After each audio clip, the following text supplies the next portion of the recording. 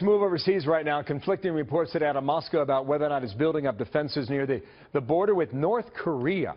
That, as Fox News is learning, for the fourth night in a row, Russian bombers or spy planes buzz by Alaskan airspace.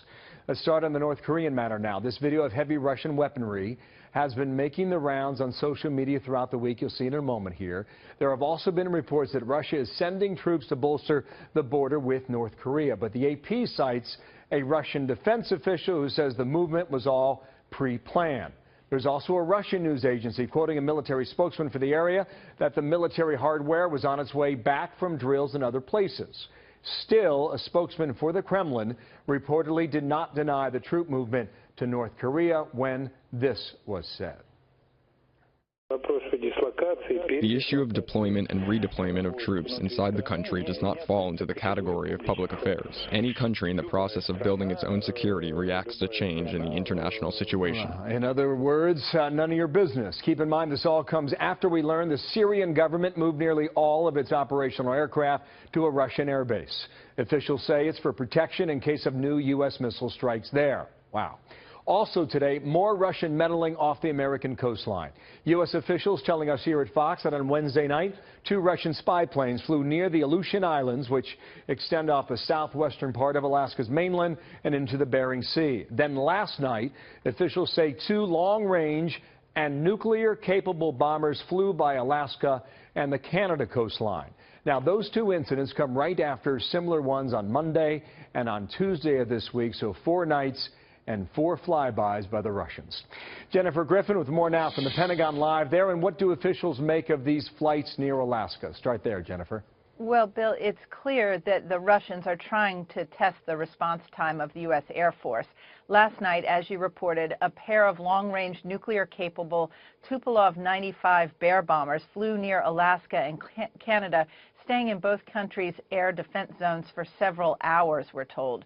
On April 19th, a pair of Russian spy planes flew near the Aleutian Islands in the Bering Sea, staying in the U.S. air defense zone for a few hours as well before departing. Wednesday night, the U.S. Air Force did not scramble any fighter jets or airborne warning AWACS planes, but last night, 2 F-22 stealth fighter jets were scrambled to intercept the Russian Bear bombers.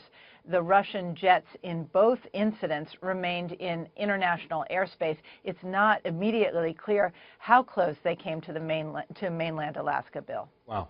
On Syria now, Jennifer, switching over to that topic, what are we hearing from the Pentagon that we need to know about this? Well, the attempt to take Raqqa, the ISIS capital, that is ramping up, along with pressure on the Assad regime. At a press conference in Tel Aviv, Defense Secretary Jim Mattis had a message about Assad's chemical weapons. There can be no doubt in the international community's mind that Syria has retained chemical weapons in violation of its agreement and its statement that it had removed them all. There's no longer any doubt.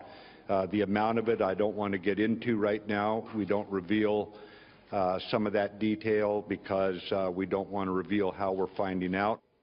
Meantime, Fox has learned from senior U.S. defense officials that the ISIS capital, Raqqa, has been surrounded by U.S.-backed troops. ISIS fighters cannot escape Raqqa north of the Euphrates River. There is a small corridor that civilians and others are using to leave the city in the direction of Tabqa. Fox has also learned that ISIS has essentially moved its capital to Deir el-Zor, and 2 months ago, ISIS leaders quietly began setting up the bureaucratic functions of their so-called government outside Raqqa in a town called Mayadeen, where today, CENTCOM tweeted that the U.S.